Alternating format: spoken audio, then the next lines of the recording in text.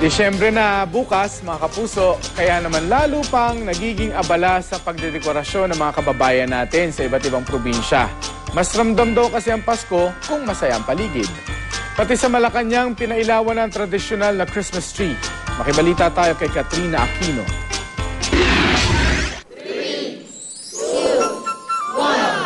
Ramdam na ang Pasko maging sa Malacanang. Pinangunahan ng Pangulong pagpapailaw sa higanteng Christmas tree sa palasyo. Napapalibutan ng mga parol ang Christmas tree.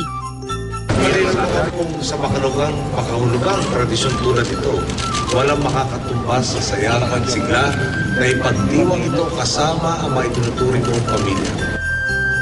Ang bahay na ito sa Kalasyaw, Pangasinan, hitik na hitik sa mga palamuting pamasko. Kaya naman ang mga dumadaan, hindi raw napipigilang mapalingon at mamangha.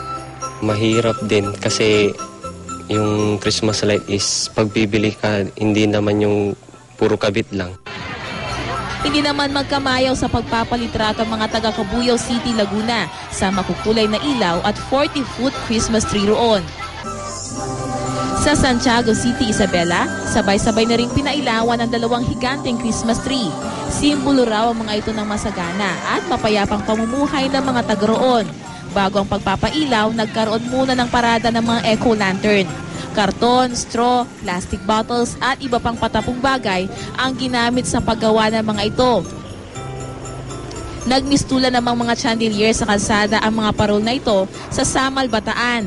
Gawa ang mga parol sa Capiz Shells. Katrina Aquino, Nagbabalita, Pilipinas.